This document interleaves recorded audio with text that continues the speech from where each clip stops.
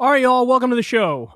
So today we have a lot to get to. We're going to talk about John Bolton, who's a former Trump foreign policy guy. He released predictions for a Trump second term, and I want to go through them with you. There's a lot to say about this. Then we'll get to Fox News calls Joe Biden a wuss for not getting us into World War III. By the way, his time in office ain't over yet, so he might, just yet. You might actually get your wish. We'll find out relatively soon.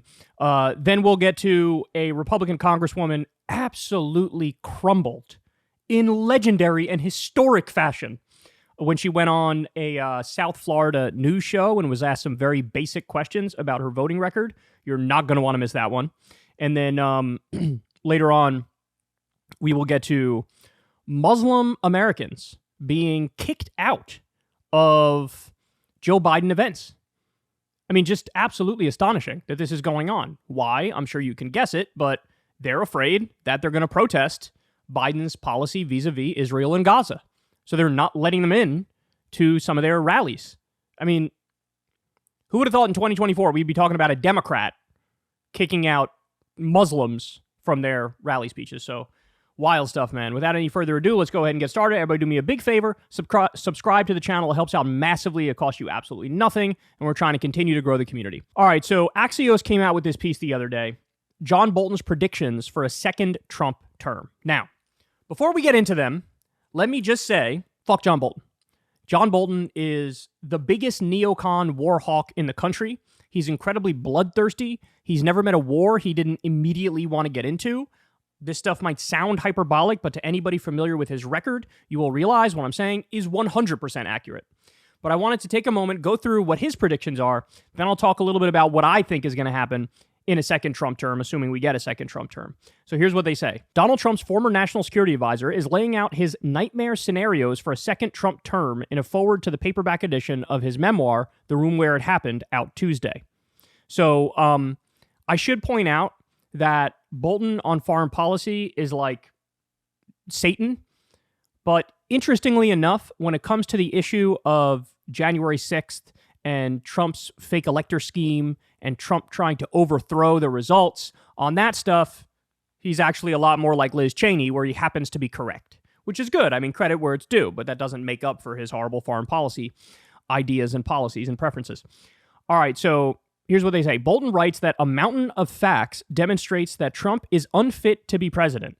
In the 18-page forward, The Room Where it Will Happen Again, Bolton worries Trump could pull the U.S. out of NATO, abuse power to exact retribution on political rivals, and trigger a constitutional crisis. Right off the bat here, I think it's undeniable that he will exact retribution on political rivals. He's making it very clear he wants to do that. He says he feels like he's under a witch hunt and it's unfair. He's talked about turning the tables. I will say the only counter evidence to that is in 2016, he very famously said, because you'd be in jail, to Hillary Clinton about him becoming president. And then he didn't actually pursue any charges against Hillary Clinton once he became president.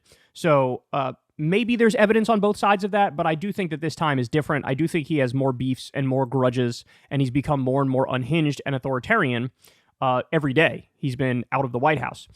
On the idea of triggering a constitutional crisis, I think that's undeniable. I think we're already in a place where there's an inevitable constitutional crisis.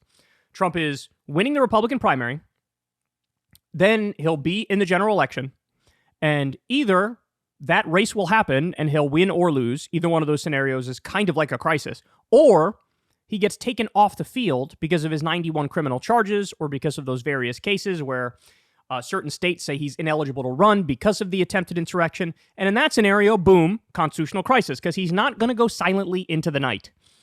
The one I disagree with here is the idea he'd pull us out of NATO. I think it's quite the opposite. I think, if anything, to try to prove to people, I'm not a puppet of Vladimir Putin. I'm not a puppet at all. He doesn't have a P-tape on me. I think he'd do the opposite. I think he would start funding them more and being more hawkish and aggressive vis-a-vis Russia. Bolton reserved his most damning predictions for foreign policy. He wrote that Trump could, number one, throw Ukraine under the bus to favor Russian President Vladimir Putin. Number two, endanger Taiwan's independence and embolden China. Number 3, reunite with North Korea's Kim Jong-un. And number 4, seek a bad deal with Iran, driven by his desire to prove himself a master negotiator. This is where Bolton, in my opinion, mostly goes off the deep end. So let's go through this. Do I think Trump is going to throw Ukraine under the bus in favor of Vladimir Putin? I do not. In fact, again, the thing I fear is the exact opposite. The thing I fear is he's going to get in there and be more neocon and more hawkish because he wants to stop the criticisms of, why are you such a Vladimir Putin simp? Why are you such a puppet to Vladimir Putin? What does he have on you? What kind of deals do you have? I think, if anything, the fear is he would escalate further and we might get even closer to World War III. That's my fear vis-a-vis Russia and Ukraine. But here's the thing. If Trump were to go in there and engage in good faith in, peace discussions and an off-ramp for Russia and Ukraine, where, maybe Crimea is on the table. Sorry, Ukraine, but they've held it since like 2014. It's gone. What are you going to do? All right, you guys can Ukraine keeps most of the Donbass, but this area and this area might be part of Russia or whatever. I'm just spitballing here with what a potential deal would look like. I think in that scenario, if he were to try to do that, Bolton would be like, I told you, he's throwing Ukraine under the bus for Vladimir Putin. Look, anything short of regime change in Russia, and John Bolton will say that Ukraine has been thrown under the bus. Even a sort of diplomatic, negotiated settlement where, Ukraine maintains most of what is Ukraine proper, but certain things are not, and they become part of Russia. Even in a scenario like that, he would say, you're Neville Chamberlain, you appeased Hitler, how dare you do that? We need to do regime change in Russia. This is what he believes. And so, honestly, I don't think Trump actually would be able to get any sort of a settlement. I think, if anything, he'd escalate further.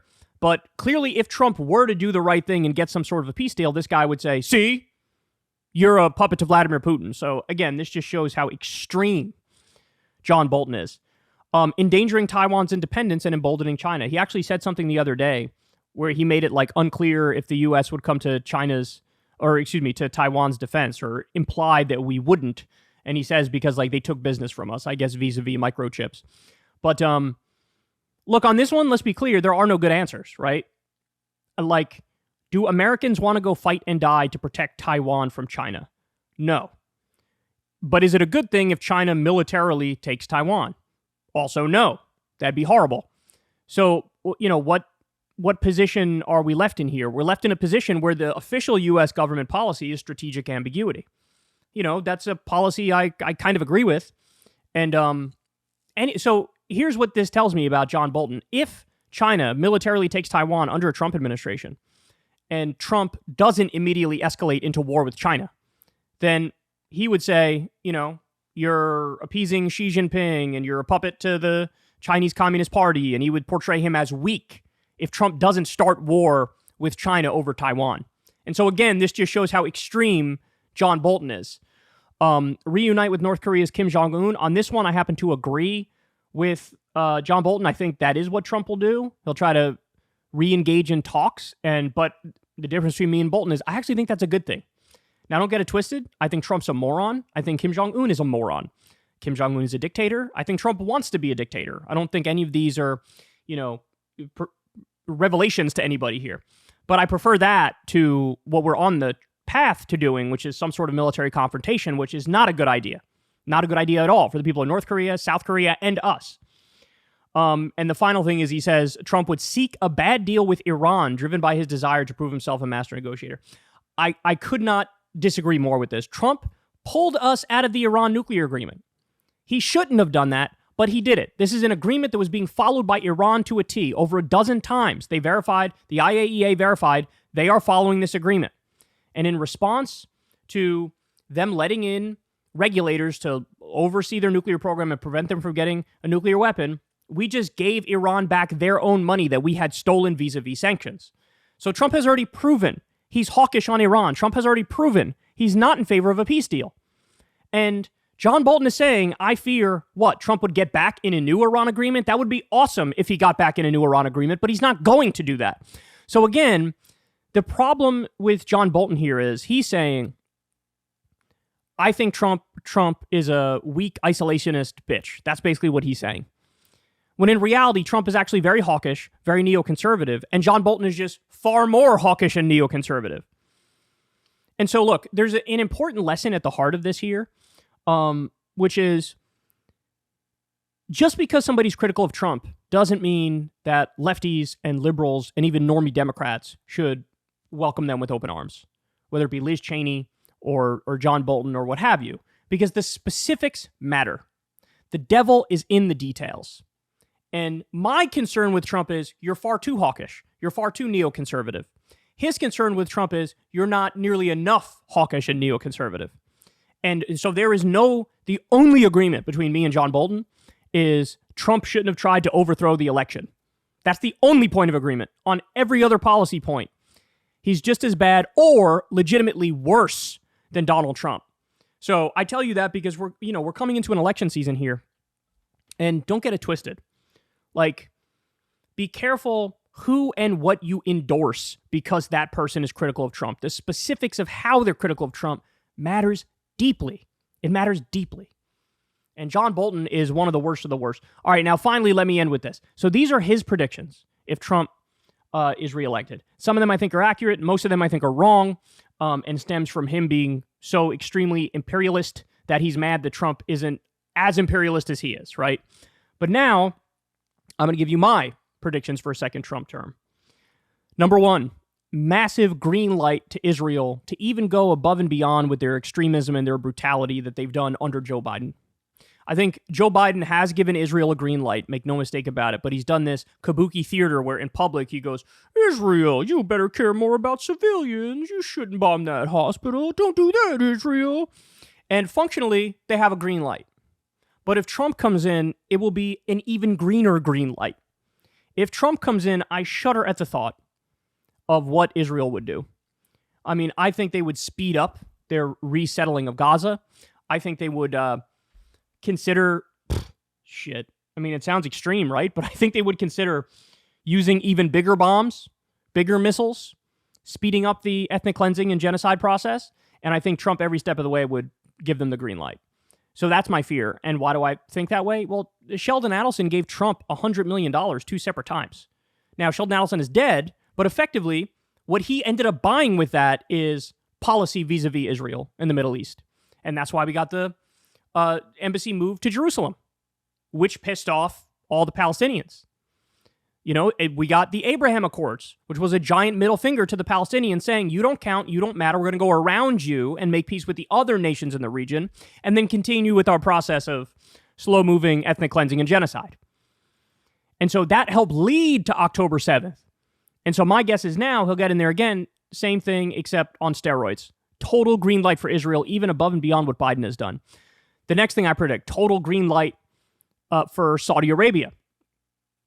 So we've already seen this under the last time he was in office. What did he do? He vetoed a bill that would have ended U.S. support for Saudi's genocide in Yemen. He vetoed that bill. He said, I am pro-genocide. Let Saudi do whatever they want with Yemen. He gave them a multi-billion-dollar weapons deal package. When Saudi Arabia murdered Jamal Khashoggi, a Washington Post journalist, and chopped him up into pieces, what did Trump do? Didn't even give him a slap on the wrist. Not a single word of condemnation, not a single change in policy. And now we know what? Saudi Arabia has since given Jared Kushner $2 billion. Saudi Arabia has given Trump either tens of millions or hundreds of millions of dollars for his the live golf events to be at his courses. So the financial relationship with the Saudis is immense and colossal and monumental. And as a result of that, they will get whatever the hell they want every step of the way. Third prediction, massive increase in drone strikes. This isn't I'm not really out on a limb here in saying that. Trump increased drone strikes 432% above Obama. And then Biden came in, and this is one of the areas where Biden has been way better. He nearly eliminated the drone war. Colossal reduction in the drone war. Trump will get in and ramp it up yet again. Next prediction, more tax cuts. More tax cuts, predominantly for the wealthy and corporations and billionaires. Not a surprise there. I think you all would have that prediction as well.